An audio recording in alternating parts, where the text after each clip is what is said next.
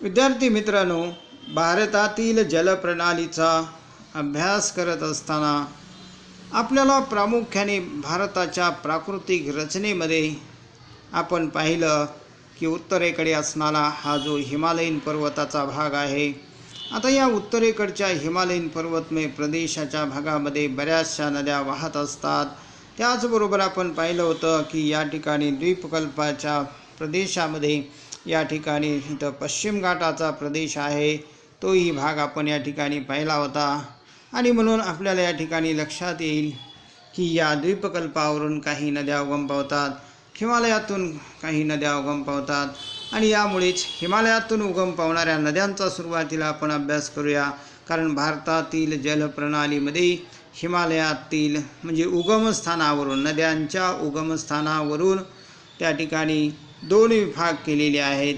एक हिमालयातील नद्या आणि दुसरा द्वीपकल्पावरील नद्या, असा दोन भाग केलेले आहेत. आणि त्याच्यामधला पहिला भाग आपल्याला या ठिकाणी अभ्यासायचा आहे आणि तो म्हणजेच हिमालयामधील नद्या. आता हिमालयामधील नद्या ह्या प्रामुख्याने हिमनदीमधूनच उगम पावलेल्या आहेत. म्हणजे बऱ्याचशा नद्यांचा उगम हिमनदीमधून झालेला आहे. आता या नद्या प्रामुख्याने हिमालयामधून वाहत असल्यामुळे, हिमनदीमधून वाहत असल्यामुळे या नद्यांचं पाणी उन्हाळ्यामध्ये त्या ठिकाणी बर्फ वितळून त्या ठिकाणी या नद्यांना पूर येत असतो. म्हणजेच उन्हाळ्यामध्ये उन्हामुळे हिमनदीतील बर्फ वितळून पाण्याचा मोठ्या प्रमाणावर पुरवठा या नद्यांना होतो आणि या नद्यांना उन्हाळ्यामध्ये पूर येतो. तसेच पावसाळ्यामध्ये पावसामुळे या नद्यांना प्रामुख्याने पाण्याचा पुरवठा होत असतो. आणि म्हणून हिमालयातल्या ज्या नद्या आहेत या सर्व नद्या बारमाही नद्या म्हणून ओळखले गेलेले आहे. आता सुरुवातीला आपण या ठिकाणी विचार करूया की या हिमालयामधून उगम पावणाऱ्या नद्यांमध्ये पुन्हा दोन भाग केलेले आहेत. एक म्हणजे या ठिकाणी सिंधू नदी, आपल्याला या ठिकाणी सिंधू नदी दिसते आहे. आता ही सिंधू नदी आणि तिच्या उपनद्या हा एक गट केलेला आहे. आणि दुसरा गट या ठिकाणी आपल्याला गंगा आणि तिच्या उपनद्यांचा केलेला आहे. आता त्याच्यानुसार जर आपण या ठिकाणी पाहिलं तर आता सिंधू आणि तिच्या उपनद्या यांचा जर आपण या ठिकाणी विचार केला तर प्रामुख्याने सिंधू नदीच्या उपनद्यांमध्ये ही झेलम नावाची नदी आहे. त्याचबरोबर ही चिनाब नावाची नदी आहे, या ठिकाणी दिसते. ही रावी नावाची नदी आहे. म्हणजे झेलम, चिनाब, रावी आणि बियास नावाची नदी प्रामुख्याने इथे दिसते. या प्रमुख नद्या या प्रामुख्याने सिंधू नदीच्या उपनद्या म्हणून ओळखल्या जातात. आणि ह्या नद्या प्रामुख्याने आपण प्राकृतिक विभाग पाहत असताना हिमालयाचं वर्गीकरण केलेलं होतं पश्चिमेकडून पूर्वेकडे. त्यावेळेस हा जो भाग होता तो पश्चिम हिमालयाचा भाग म्हणून आपण ओळखत होतो. म्हणजेच या पश्चिम हिमालयामध्ये उगम पावणाऱ्या म्हणजेच जम्मू काश्मीर राज्यातून वाहणाऱ्या नद्या म्हणून या नद्यांना ओळखले जाते. आणि या बऱ्याचशा नद्या ज्या आहेत त्या या नद्या एकमेकींना समांतर अशा वाहत गेलेल्या आपल्याला दिसून येतात. आणि की या ठिकाणी द्वीपकल्पावर उगम पावणाऱ्या नद्या असे दोन भागामध्ये भारतातील नद्यांचे उगमस्थानानुसार भाग पाडलेले आपल्याला दिसून येतात. त्यामधला पहिला जो विभाग आहे तो म्हणजे हिमालयीन पर्वतमय प्रदेशामधल्या किंवा हिमालयातून उगम पावणाऱ्या नद्या, त्यालाच हिमालयीन नद्या या नावाने ओळखले जाते किंवा हिमालयातील नद्या म्हणून ओळखले जाते. आणि मग या हिमालयातील नद्यांचा उगम प्रामुख्याने म्हणजे बहुतांश नद्यांचा उगम प्रामुख्याने हिमनद्यांमधून झालेला आहे. आता हिमनद्यांमधून या नद्यांचा उगम झाल्यामुळे काय होतं तर उन्हाळ्यामध्ये बर्फ वितळल्यामुळे या नद्यांना पाणी पुरवठा होत असतो, पूर येत असतो. म्हणजे उन्हाळ्यातही पूरस्थिती निर्माण होते. आणि पावसाळ्यामध्ये या नद्या पाऊस पडल्यामुळे पावसाळ्यामध्ये त्यांना पूर येत असतो. म्हणजेच 12ही महिने या नद्या वाहत असलेल्या दिसून येतात. आणि म्हणून आपण या ठिकाणी जर अभ्यास करायचा ठरवला तर या हिमालयातील नद्यांचे सुद्धा 2 गटामध्ये वर्गीकरण केलेलं आहे. एक गट म्हणजेच या ठिकाणी आपल्याला पाहता येईल की या ठिकाणी ही सिंधू नदी आहे, म्हणजेच हिमालयामध्ये उगम पावणाऱ्या आणि अरबी समुद्राला जाऊन मिळणाऱ्या या ठिकाणी हा इथं अरबी समुद्राचा भाग आहे, हा इथे दिसतो तो. आता अरबी समुद्राला जाऊन मिळत असतात. आणि दुसरा भाग आपल्याला इथं सांगता येतं की या ठिकाणी हिमालयात उगम पावणाऱ्या आणि या ठिकाणी बंगालच्या उपसागराला जाऊन मिळणाऱ्या नद्या, म्हणजे असे 2 भागामध्ये वर्गीकरण आपल्याला करता येते. आता त्यामधला पहिला जो विभाग आहे तो म्हणजे सिंधू नदी आणि तिच्या उपनद्या. आता हा भाग आपल्याला इथं अभ्यासत असताना आपल्याला लक्षात येईल की या ठिकाणी सिंधू नदी प्रमुख नदी आहे आणि तिचा उगम या ठिकाणी हिमालयामध्ये झालेला आहे. हा हिमालयाच्या पर्वतमय प्रदेशामध्ये झालेला आहे. इथे तिबेट नावाचं पठार आहे आणि या तिबेट पठाराजवळ या सिंधू नदीचा उगम झालेला आपल्याला दिसून येतो. तिबेट पठारावर मानसरोवराच्या जवळ या ठिकाणी झालेला आहे आणि ही नदी प्रामुख्याने तिबेटमधून वाहत जम्मू काश्मीर राज्यामध्ये जाते आणि तिथून ती या ठिकाणी अशी वाहत आल्यानंतर पुन्हा या ठिकाणी हिमालयाच्या पलीकडे पाकिस्तानमध्ये जाताना ती प्रामुख्याने या ठिकाणी अरबी समुद्राला जाऊन मिळते, म्हणजे पाकिस्तानमधून वाहत गेलेली आपल्याला दिसते. आता हिमालयातल्या ज्या बऱ्याचशा नद्या आहेत त्या नद्या प्रामुख्याने पश्चिमेकडे वाहत गेलेल्या आपल्याला दिसतात आणि म्हणून ह्या नद्या वाहत असताना प्रामुख्याने एकमेकीला समांतर अशा पद्धतीनं वाहत गेलेल्या आहेत. आता याच्यामध्येच प्रामुख्याने या ठिकाणी झेलम नावाची नदी आहे, त्याचबरोबर इथे चिनाब नावाची नदी आहे, त्याचबरोबर रावी नावाची नदी आपल्याला या ठिकाणी दिसते आणि त्याचबरोबर या ठिकाणी बियास नावाची नदी दिसते. आता या सर्व नद्या प्रामुख्याने सिंधू नदीच्या उपनद्या म्हणून ओळखले जाते. आता यामध्ये प्रामुख्याने इथे एक सतलज नावाची नदी आहे. ही सतलज नदी सिंधू नदीची सर्वात मोठी उपनदी म्हणून ओळखली जाते. आता ही नदी प्रामुख्याने आपण जर या ठिकाणी बघितलं तर इथे मानसरोवर आहे, म्हणजे राखत सरोवर आहे. मानसरोवराच्या जवळ राखत सरोवरापासून ही नदी उगम पावलेली आहे आणि ती पुढे या ठिकाणी अशी वाहत पंजाबच्या भागामधून ती पश्चिमेकडे वाहत गेलेली आहे. आता ही पश्चिम वाहिनी नदी म्हणून या ठिकाणी तिला ओळखलं जातं आणि तिच्या काही उपनद्या आहेत त्या पण पश्चिमेकडे वाहत जातात आणि त्या उपनद्या व सतलज नदीने मिळून या ठिकाणी पंजाबचा मैदानी प्रदेश तयार केलेला आहे. जे पंजाबचे मैदान सतलज नदी आणि तिच्या उपनद्यांनी तयार झालेला आहे आणि या सर्व नद्या प्रामुख्याने पुढे वाहत पश्चिमेकडे वाहत जातात आणि शेवटी प्रामुख्याने इथे या अरबी समुद्राला जाऊन मिळत असलेल्या दिसून येतात. आता त्यानंतर आपल्याला दुसरी प्रणाली पाहायची आहे ती म्हणजे गंगा नदी प्रणाली. आता गंगा नदीचा उगम प्रामुख्याने या ठिकाणी ही गंगोत्री नावाची नदी आहे हिमालयामध्ये आणि त्या गंगोत्री या हिमनदीमधून या ठिकाणी उगम झालेला आहे. आता जवळपास हिमालय पर्वताचा भाग ओलांडून पुढे मैदानी प्रदेशामध्ये जेव्हा ही गंगा नदी येते त्यावेळेस त्या ठिकाणी पूर्ववाहिनी नदी म्हणून तिला ओळखले जाते आणि या नदीसोबतच तिच्या सोबत असणाऱ्या अनेक उपनद्या ह्या सुद्धा तिला समांतर अशा पूर्ववाहिनी आढळतात. म्हणजेच गंगेप्रमाणेच या नद्यांचा मार्गसुद्धा असलेला आपल्याला दिसून येतो. आता त्याचबरोबर गंगा नदीची एक प्रमुख नदी यमुना नदी आहे आणि या यमुना नदीचा उगम यमुनोत्री या ठिकाणी झालेला आपल्याला पाहायला मिळतो. त्याच्याशिवाय गंगा नदीची एक प्रमुख अशा प्रकारची उपनदी आहे आणि ती म्हणजेच या ठिकाणी ब्रह्मपुत्रा नदी आहे. आता इथं बृहद हिमालयाचा जो भाग आहे त्या बृहद हिमालयाच्या उत्तर भागामधून या ठिकाणी ही नदी उगम पावलेली आहे, वाहत जाते आणि तिथं हिमालयाचा भाग ज्यावेळेस ओलांडून पुढे येते भारतीय हद्दीमध्ये प्रवेश करते आणि त्याच्यानंतर मग हिमालयामधून जेव्हा ही नदी वाहत होती त्यावेळेस त्या नदीला सांगपो या नावाने ओळखले जाते. म्हणजेच या ठिकाणी हा सांगपो नावाचा भाग किंवा ह्या नावाने तिला ओळखले जाते आणि त्यानंतर ती प्रामुख्याने भारताच्या हद्दीमध्ये या ठिकाणाहून या ठिकाणी प्रवेश करते त्यावेळेस तिला या ठिकाणी ब्रह्मपुत्रा या नावाने ओळखले जाते। आणि जेव्हा तिचा जो प्रवाह आहे त्या पाण्याच्या प्रवाहाला या ठिकाणी दिहांग या नावाने ओळखलेलं आहे।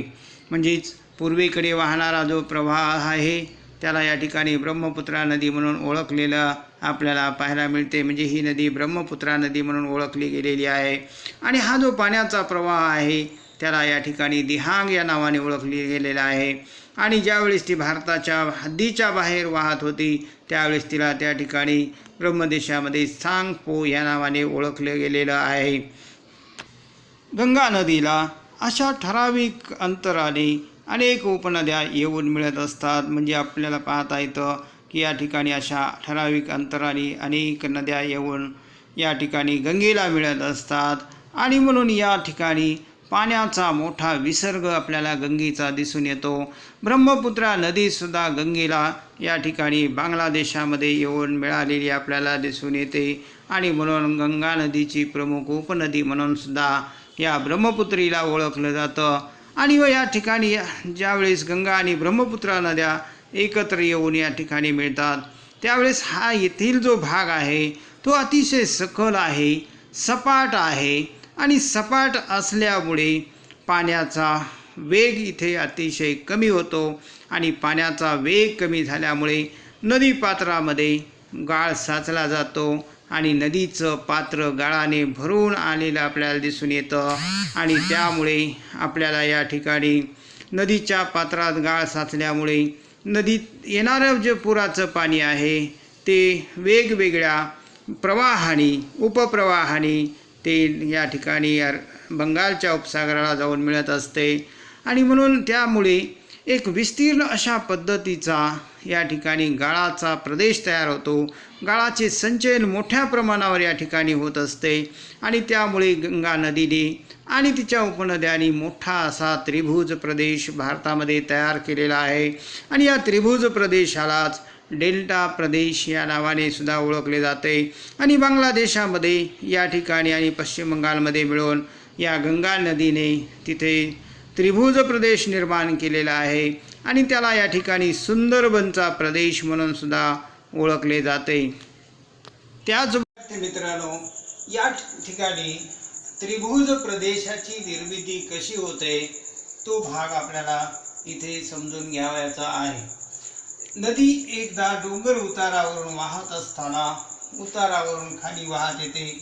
वाहत येताना ती सोबत अनेक वाळूचे कण, गाळ, दगड, माती यासारखे पदार्थ सोबत वाहून आणत असते। आणि मग हे सोबत आणलेले पदार्थ ती स्वतः वाहून नेते। आणि ज्यावेळेस ही नदी समुद्राच्या जवळ येत असते त्यावेळेस तिचा उतार एकदम सपाट होतो। आणि सपाट उतार झाल्यामुळे नदीने वाहून आणलेले हे जे पदार्थ आहेत या पदार्थाचं संचयन या नदीच्या पात्रामध्ये या ठिकाणी होत असतं। आणि ह्या गाळामुळे नदीचं पात्र या ठिकाणी पूर्णपणे भरलं जातं। आणि मग जेव्हा नव्याने पूर येतो त्यावेळेस या नदीने आणलेलं पाणी या नदीच्या पात्रामध्ये मावत नाही। आणि मावत नसल्यामुळे नदी काय करत असते तर दुसऱ्या ठिकाणाहून ही नदी अशा पद्धतीने प्रवाह वेगळा करून या ठिकाणी हे पाणी समुद्राला जाऊन मिळत असते। अगदी तशाच पद्धतीने वारंवार सतत पूर येत असतात। आणि त्यामुळे गाळाचं पात्र भरलं जातं आणि नदी पुन्हा दुसरा मार्ग काढत असते, पुन्हा दुसरा मार्ग काढत असते। म्हणजे अशा रीतीनं हे पाणी अशा वेगवेगळ्या मार्गाने या ठिकाणी सागराला जाऊन मिळत असते। आणि त्याच्यामुळे प्रामुख्याने हा जो भाग आहे पूर्णपणे तर हा भाग सगळा गाळाने त्या ठिकाणी व्यापला जातो, गाळाने भरून आलेला जातो। आणि इथं गाळाचं मोठ्या प्रमाणावर संचयन होते। आणि साधारणपणे अशा या वितरिकामुळे याला आपण वितरिका म्हणत असतो। आणि मग अशा वितरिका आपण बघितलं की अमेझॉन नदी खोऱ्याच्या भागामध्ये कुठेही आपल्याला अशा वितरिका दिसत नाही। आणि भारतामध्ये आणि जगामध्ये इतर नद्यांच्या मुखाच्या प्रदेशामध्ये मात्र अशा वितरिका आपल्याला दिसून येतात। आणि म्हणून ह्या वितरिकांच्यामुळे आणि या ठिकाणी गाळामुळे साधारणपणे हा त्रिकोणी आकाराचा गाळाचा मैदानी प्रदेश तयार होतो. आता हा गाळाचा प्रदेश आहे आणि हा साधारण त्रिकोणी असल्यामुळे याला डेल्टा असं म्हटलेलं आहे. DELTA डेल्टा प्रदेश म्हणून ओळखला जातो आणि त्यालाच मराठीमध्ये त्रिभुज प्रदेश म्हटलं जातं. आणि मग असाच प्रदेश प्रामुख्याने भारतामध्ये गंगा नदीने आणि ब्रह्मपुत्रा नदीने बांगलादेश आणि पश्चिम बंगाल राज्यामध्ये केलेला आहे आणि त्यामुळे जगातला सर्वात मोठा त्रिभुज प्रदेश म्हणून या गंगेच्या त्रिभुज प्रदेशाला ओळखले जाते आणि त्यालाच आपण सुंदरबन म्हणत असतो. आणि मग अशा प्रकारची स्थिती कशामुळे निर्माण झाली तर नदी जेव्हा समुद्राला मिळत होती त्यावेळेस नदीच्या पात्राचा वेग किंवा नदीच्या पाण्याचा वेग अतिशय मंद होतो आणि नदीने वाहून आणलेले सगळे पदार्थ तिथं साचतात. नदीचं पात्र गाळानं भरून येतं आणि म्हणून पाणी वाहण्यासाठी नदी नवीन असा प्रवाह इथं काढत असते. अशा वेळोवेळी अनेक नवीन प्रवाह तयार केल्यामुळे त्याचा आकार साधारणपणे त्रिकोणी बनतो आणि त्यामुळे त्रिभुज प्रदेशाची निर्मिती होत असलेल्या भारतीय द्वीपकल्पावरून उगम पावणाऱ्या या चंबळ, सिंध, बेटवा, केन यासारख्या आणि शोण यासारख्या नद्यासुद्धा प्रामुख्याने येऊन मिळत असतात आणि त्यामुळे गंगेचा हा विस्तीर्ण असा पाणलोट क्षेत्राचा भाग या ठिकाणी निर्माण झालेला आहे. पाणलोट क्षेत्राच्या दृष्टीने भारतातील सर्वात मोठा नदीचा भाग म्हणून गंगा नदीचा पाणलोट क्षेत्राचा विचार या ठिकाणी होतो. विस्तीर्ण पाणलोट क्षेत्र म्हणून सुद्धा या ठिकाणी ओळखले जाते. त्यानंतर दुसरा प्रमुख विभाग आहे द्वीपकल्पावरील किंवा नद्या किंवा द्वीपकल्पीय नद्या. आता द्वीपकल्पीय नद्याचा आपण या ठिकाणी विचार केला तर हा द्वीपकल्पाचा भाग आहे आणि या द्वीपकल्पावरच्या नद्यांमध्ये काही नद्या या प्रामुख्याने पूर्वेकडे वाहत जातात आणि काही नद्या प्रामुख्याने या ठिकाणी पश्चिमेकडे वाहत असतात. म्हणून पूर्ववाहिनी नद्या आणि पश्चिम वाहिनी नद्या असे दोन भागामध्ये विभाजन या ठिकाणी केलेले आहे. आता जवळपास ह्या ज्या नद्या आहेत ते प्रामुख्याने आपल्याला पश्चिम घाटाच्या प्रदेशामध्ये उगम पावलेल्या दिसून येतात. म्हणजेच या ठिकाणी पश्चिम घाट हा या नद्यांचा जलविभाजक म्हणून ओळखला गेलेला आहे. आता बऱ्याचशा नद्यांना पाणी पुरवठा हा प्रामुख्याने पावसामुळे होत असलेला दिसून येतो आणि म्हणून पावसाळ्यामध्येच प्रामुख्याने पाण्याचा मोठा विसर्ग या नद्यामधून होत असलेला आपल्याला दिसून येतो आणि बऱ्याचशा नद्यांना पावसाळ्यामध्ये पाणी पुरवठा होत असल्यामुळे पावसाळ्यामध्येच या ठिकाणी पूर येत असल्यामुळे पुराच्या आपत्तीचा फारसा धोका मात्र इथे आढळत नाही. कारण या हंगामी नद्या आहेत, फक्त पावसाळ्यामध्येच वाहत असतात आणि त्यामुळे धोका किंवा आपत्ती इथे फारशी येत नाही. त्याचबरोबर हा जो पश्चिम घाटाचा प्रदेश आहे हा पश्चिम घाट आणि इकडं हा जो अरबी समुद्राचा भाग आहे हा, तर या दोघांच्या मध्ये प्रामुख्याने अतिशय कमी लांबीच्या नद्यासुद्धा प्रामुख्याने आपल्याला आढळून येतात आणि ज्या बऱ्याच नद्यांचा प्रवेश मोठ्या प्रमाणावर या ठिकाणी झालेला आपल्याला दिसून येतो. तसेच प्रामुख्याने केरळ किनारपट्टीचा भाग आहे, त्याचबरोबर कर्नाटक आणि महाराष्ट्राचा भाग आहे, तसेच दक्षिणेकडे गुजरात राज्याचा हा भाग आहे. प्रामुख्याने या किनारी प्रदेशामधील गुणधर्म साधारणपणे सारखेच असलेले आपल्याला दिसून येतात. त्याचबरोबर उत्तर गुजरातमधल्या खंभातच्या आखातामधून प्रामुख्याने किनाऱ्यावर अनेक नद्या येऊन मिळालेल्या आहेत.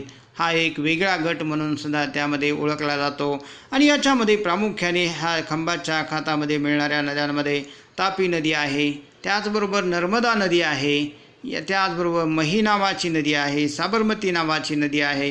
म्हणजे ही साबरमती, मही, नर्मदा, तापी या नद्या प्रामुख्याने या गुजरातमधल्या खंभातच्या आखातामध्ये येत असतात, वाहत येत असतात. आता त्याचबरोबर तापी नदी आणि या ठिकाणची नर्मदा नदी जी आहे ती प्रामुख्याने खचदरीमधून वाहते, याच खचदरीमधून वाहते. त्याचबरोबर मही नावाची नदी जी आहे ही नदी ईशान्य नैऋत्य दिशेने वाहत असलेली आपल्याला दिसते, ईशान्येकडून नैऋत्येकडे वाहत जाते.